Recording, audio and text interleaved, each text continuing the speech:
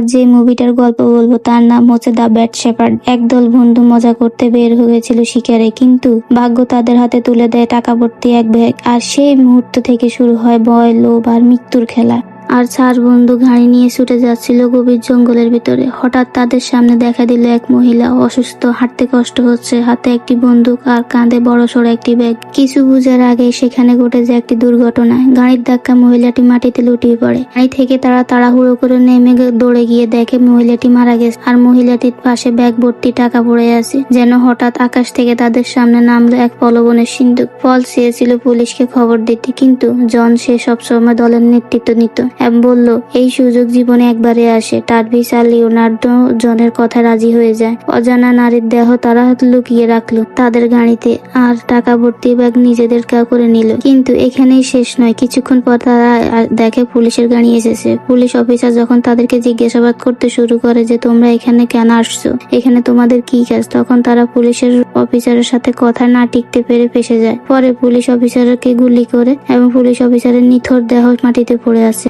জঙ্গলের চারদিকে কেবল রাতের পাখির ডাক আর হাহাকার মাখা নিস্তব্ধতা। 4 বন্ধু স্থির হয়ে দাঁড়িয়ে আছে, তাদের কারো মুখে কোনো কথা নাই। বন্দুক হাতে জন হাঁপাচ্ছে আর কপাল দিয়ে ঘাম ঝরছে। তার হাতে বন্দুকের দোয়া এখনো উড়ছে। পল চোখ লাল করে তাকিয়ে আছে জনের দিকে। তুই এই কি করলি জন? তার কণ্ঠ কেঁপে ওঠে। জন দাঁত চেপে জবাব দেয়, আমাদের বাঁচার কোনো পথ ছিল না। পল চিৎকার করে উঠে বলল, পথ ছিল, আমি বলতে পারতাম সত্যিটা। অফিসার বুঝে যেত যে এটা একটা দুর্ঘটনা, কিন্তু তুই সব সময় শেষ করে দিলি। লিওনার্দো আর টার্ভিস দুজনে থমকে দাঁড়িয়ে আছে, তাদের চোখে ভয়ের ছাপ, কিন্তু লোভের ঝিলিকও লুকানো নেই। ব্যাগ ভর্তি টাকার দিকে বারবার তাদের দৃষ্টি চলে যাচ্ছে।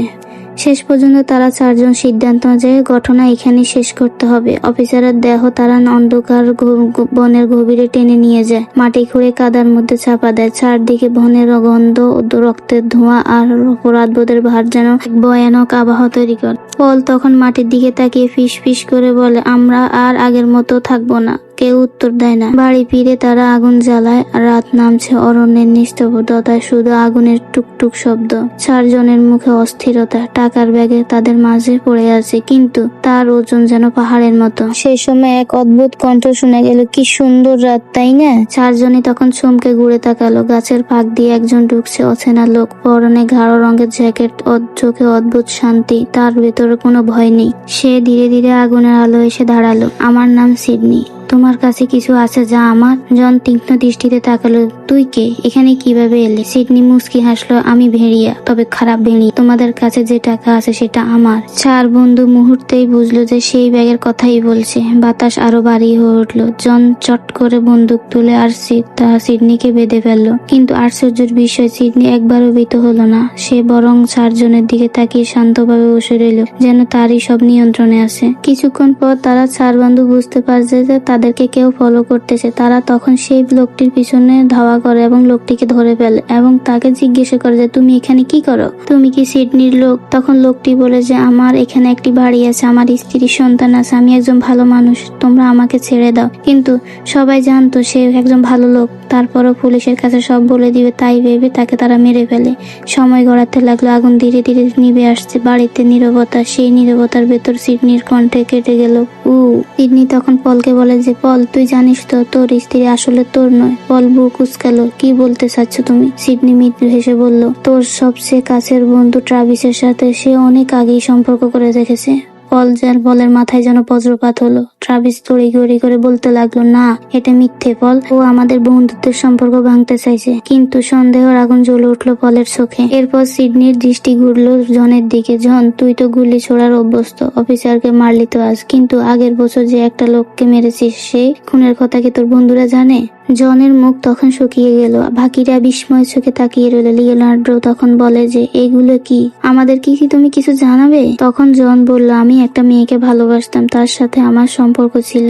দুনিয়াতে আমরা দুজনে একসাথে ছিলাম। তারপর সে আমাকে ব্ল্যাকমেল করতে শুরু করে যে তুমি যদি আমাদের সম্পর্ক সবাইকে না বলো, তাহলে আমি সবাইকে বলিয়ে দেব যে তুমি আমার সাথে খারাপ আচরণ করেছো, আমাকে ব্যবহার করেছো। তখন এই ভয়ে আমি তার মাথায় আঘাত করি এবং সে সেখানে মারা যায়। আমি মূলত নিজেকে বাঁচানোর জন্য এই কাজটা করেছিলাম। দেখতে পাই লিওনার্ড এবং জনের মধ্যে কথা কাটাকাটি হয়, যা লিওনার্ড জনের দিকে বন্দুক তুলে দাঁড়িয়ে থাকে এবং বলে, তুই এখন আমাদের সবাইকে মারবি নাকি? লিওনার্ডকে বুঝে, কিন্তু লিওনার্ড বুঝতে চায় না। তারপর হঠাৎ করে জন লিওনার্ডের হাত থেকে বন্দুকটি ছিনিয়ে নেয় এবং লিওনার্ডকে বলে যে, তুই আমার দিকে যখন বন্দুক তুললি তুই আমাকে মেরে ফেলা উচিত ছিল। তারপরে আমরা দেখতে পাই যে পেছন থেকে ট্রাভিস তাকে মাথায় আঘাত করে এবং সে অজ্ঞান হয়ে যায়। পল তখন সবাইকে বলে যে, এই ব্যাগটি আমি এখন লুকিয়ে রাখ, যখন আমাদের সবার মাথা ঠান্ডা হবে তখন আমি এই টাকাটি ভাগ করে দেব সবাইকে। সিডনির মুখে রহস্যময় হাসি পড়লো। আর আমি রাখাল, মনে আছে? আমি ভেড়াদের ভেতর দানবগুলোকে খুব ভালোভাবেই চিনি। একসময় সে লিওনার্ডের দিকে আঙ্গুল তুললো। তুই সব সময় ভাবিস তোকে সবাই অবহেলা করে, তুই দলের সবচেয়ে দুর্বল, কিন্তু আসলে তুই সবচেয়ে বেশি ঘৃণা করিস সবাইকে।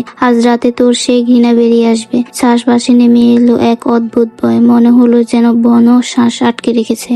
এদিকে আমরা দেখতে পাই পল টাকাটি রাখার সময় সে একটি ট্রাপ দেখতে পায়। সে যখন টাকাটি রেখে আসার পর সে জন তার উপর অ্যাটাক করে। জন তখন তাকে বলে যে, টাকা কোথায় রেখেছিস বল, তার না হলে আমি তোকে মেরে ফেলবো। তখন পল বাঁচার জন্য বলে যে, আমি তোকে টাকার কাছে নিয়ে যাচ্ছি, তুমি এদিকে আসো। কথা বলে পল আস্তে আস্তে জনকে সেই ট্রাপের কাছে নিয়ে যায় এবং সে এখানে নিতে সক্ষম হয়। পরে জনের পা সে ট্র্যাপের মধ্যে ফেসে যায় এবং সেখানে সে আটকে যায়। পল তখন জনকে ফেলে সেখান থেকে পালিয়ে যায় ঘরের ভিতরে। মুহূর্তের মধ্যে 4 বন্ধুর মধ্যে বিভক্ত হয়ে গেল। কারোর উপর কারো ভরসা নেই। টাকার ব্যাগ যেন তাদের মাঝখানে এক আগুনের গোলার মতো হয়ে পড়ে। জন বলল, আমার ভাগ আমি নেব, কিন্তু কেউ যদি বাঁকা চোখে থাকে আমি সহ্য করব না। ট্রাভিস উত্তেজিত হয়ে বলল, আমরা ভাগ করতে পারি, তবে ওকে ছেড়ে দিন, যে ও জানে না আমরা কে কোথায় থাকি। পল পেটে পড়লো না, এইভাবে কিছু মিটবে না, আমাদের সত্যিটা স্বীকার করতে হবে, আমরা মানুষ হত্যা করেছি, টাকা রেখে দিলে শান্তি পাবো না। তখন জন খেপে গিয়ে বন্দুক তুলে ধরলো এবং, চুপ করো, সব সময় তুমি আমাদের থামাতে চাস, কিন্তু আজ আমি দলের নেতা। তর্কের জোরে মুহূর্তে গুলি ছুটে গেল। আগুনের চারপাশে চিৎকার শুরু হলো। ট্রাভিস মাটিতে লুটিয়ে পড়লো, বুক থেকে রক্ত গড়িয়ে পড়ছে। লিওনার্ডো রাগে ঝাঁপিয়ে পড়লো জনের উপর। লড়াই শুরু হলো। সিডনির কোণের দিকে বসে সব দেখছে, তার চোখে এক শীতল আনন্দ। এক সময় জনও পড়ে গেল লিওনার্ডোর হাতে, কিন্তু লিওনার্ডোরও শেষ হলো দ্রুত। পল আতঙ্কে প্রতিরোধে তাকে মেরে ফেললো। দেখছে দূরের ছায়ার ভেতরে সিডনি দাঁড়িয়ে আছে। সে ধীরে ধীরে এগিয়ে এসে বলল, আমি তো বলেছিলাম আমি খারাপ রাখাল, আমি পথ দেখাই না, আমি বিভক্ত করি, বলে সে তার হাত কেটে পলকে রক্ত খাইয়ে দিল এবং পল অসহায় চোখে তার দিকে তাকিয়ে রইল। সিডনি ধীরে ধীরে অন্ধকারে মিলিয়ে গেল। বন আবার নীরব হয়ে গেল, শুধু আগুনের শেষ অঙ্গার জ্বলছে আর মাটিতে ছড়িয়ে আছে বন্ধুদের নিথর রক্তাক্ত দেহ। এদিকে আমরা দেখতে পাই পলও একজন বেড়িয়ে হয়ে যায়। অবশেষে আমরা বুঝলাম যে 4 বন্ধু এসেছিল শিকার করতে, কিন্তু শেষে তারা নিজেরাই শিকার হলো লোভের, বিশ্বাসঘাতকতার আর এক রহস্যময় খারাপ রাখালের কাছে। টাকা ছিল শুধু একটা প্রলোভন, আসল মৃত্যু এলো তাদের ভেতর অন্ধকার থেকে। আসলে বন্ধুরা, লোভ এমন এক জিনিস, সেটা শুধু আমাদেরকে ধ্বংসই করে না, আমাদের জীবনও কেড়ে নেয় মাঝে মাঝে। মুভিটি যদি তোমাদের কাছে ভালো লেগে থাকে তাহলে লাইক এবং সাবস্ক্রাইব করে দিও আমার চ্যানেলটাকে।